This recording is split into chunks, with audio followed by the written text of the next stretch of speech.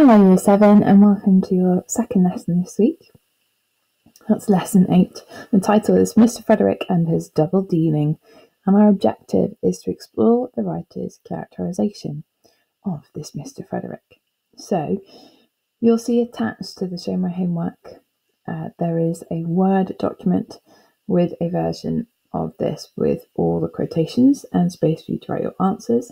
I'd like you to pause here if you need to go and print that and fill it in. If you have not got access to a printer, as indeed I don't right now, what I'd like you to do is open up the document, have a little look, and then copy out the quotations. So I've done that in red, and then I've put my answers underneath about what each quote shows us in blue. So I'd like you to take a minute, make sure you've either got the paper document or you've got your quotes written down, because I'm going to go through each of these quotes with you. After that, you'll also need some paper so to go over some notes about the character of Frederick. So pause here. Okay, and now I'm ready to go through the answers. So I'm going to begin with this one over here. So the first quote I picked out about Frederick is this first mention of him. There's two farmers who are both near Animal Farm, and Frederick is one of both of them are secretly wondering whether they could not somehow turn Jones's misfortune to his own advantage.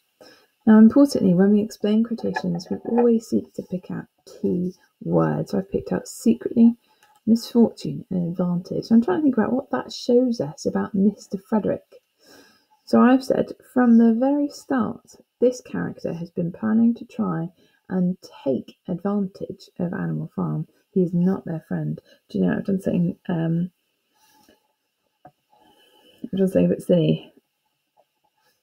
Which is, I've actually repeated a word from the quotation there. I could just change that to take from Animal Farm. He's not their friend, because that shows that I've understood the quotation. Okay, so not their friend, he's trying to use them to his own benefit. What about quotation number 2? So the animals say that Frederick is feared and hated. Feared and hated. And that's an interesting one. So they've got two neighbour farmers, they don't like either of them, but they really are afraid and really hate Frederick. And that's because I've said he stands for the worst of human behaviour. He's literally the opposite of animalism. And that should become apparent from some of these other quotations. But they really dislike him, even though they don't know him. So quote number 3, interesting one. Rumours of an impending treacherous attack. Now, some of these words might be a bit tricky, so I just looked them up. I find that really helpful when I'm analysing language. So impending means soon, any day now, they could be having an attack. And treacherous, if you're accused of treachery, that means you've done something by means of betrayal or deception. If you deceive someone, you tell lies. So in this case, if it's coming soon and it's treacherous, maybe it's coming soon, but that's not what he's saying. Maybe he's saying, no, I won't attack the farm, but actually he's planning it. So how could I explain what that shows us about him? Well, I said Frederick is presented as a sneaky, cunning enemy who will attack any day, even though at first he may seem like an ally and not an enemy. And that's this idea of treachery. He may seem like an ally, which is going to be important for our historical context. So if you've got something similar or made sense like quote similarly, give yourself a tick. Next one on your little grid is this one. He would bring 20 men armed with guns onto the farm. Now, you'll remember that this is a lot of men, considering the size of the farm, how many animals there are, and the last attack, I think, was only 6. So I picked up 20 men and guns. Interesting. What does that show us about Frederick? Well, far more than those who came with Farmer Jones to try and put humans back in charge. Hence, if Frederick comes, it will be a larger battle than the Battle of the Cowshed. Interesting. Okay, so he's threatening to bring a really big battle to Animal Farm. Not waiting for them to come to him, he's planning to attack, and attack in great force.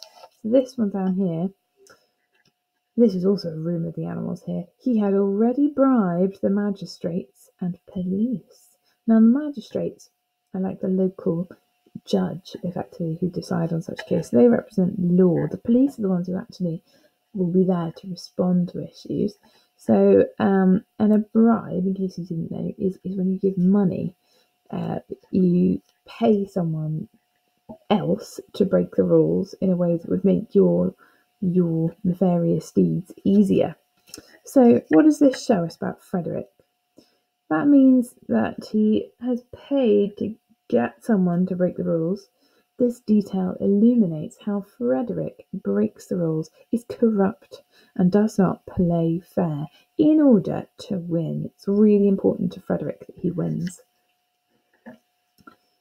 Okay, and last quotation is this one, perhaps the most disturbing, and perhaps explains why the animals feared and hated him, is this report.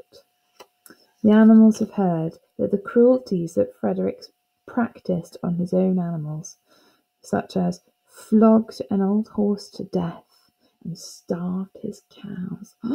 This Frederick must be really what? How do you describe him? Someone who flogs an old horse to death or starves his cows? Well, maybe cruel, cold-hearted, evil, certainly the worst of humanity and the opposite of animalism, because he doesn't care about the people who are actually making his food.